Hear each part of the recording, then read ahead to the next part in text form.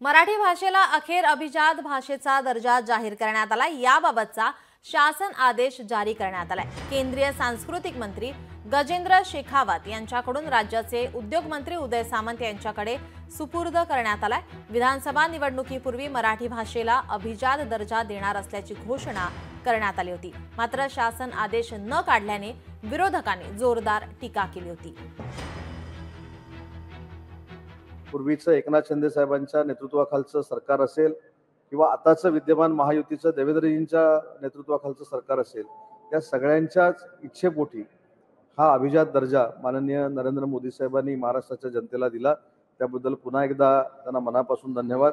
आणि त्यांना अपेक्षित असलेलं मराठी भाषेतलं काम हे आमच्या सगळ्यांच्या माध्यमातून साहित्यिकांना विश्वासात घेऊन त्यांच्या मार्गदर्शनाखाली महाराष्ट्रामध्ये केलं जाईल, हा मराठी भाषेचा मंत्री म्हणून माझा आशावाद आहे, माझा शब्द आहे।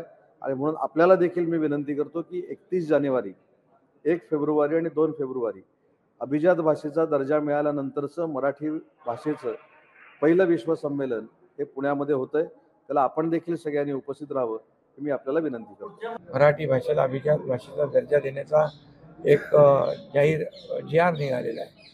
3 ऑक्टोबर 2024ला केंद्रीय मंत्रिमंडळामध्ये निर्णय झाला आणि त्याचा जी.आर. आज गजेंद्रसिंग शेखावत हे मंत्री यांनी आमचे मराठी भाषा मंत्री उदय सामंत यांना सुपूर्द केला।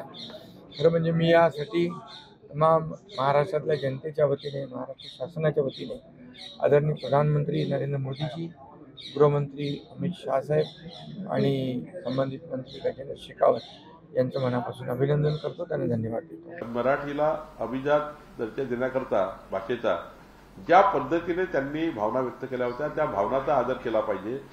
आणि मोदीजींनी खऱ्या अर्थाने महाराष्ट्राला सन्मान दिला। महाराष्ट्राची उंची, मराठी माणसाची उंची देशामध्ये आणि संपूर्ण जगामध्ये त्या ठिकाणी वर नेण्याचा प्रयत्न केला। आणि महाराष्ट्र हा कधीही मोदीजींचा हा मराठी भाषेला अभिजात दर्जा देण्याचा जो निर्णय आहे कधी पुढ्यानेपणा विसरणार नाही, हा महाराष्ट्राच्या इतिहासात कोरला जाईल। लोकशाही मराठी ऐका, पहा, जागरूक रहा।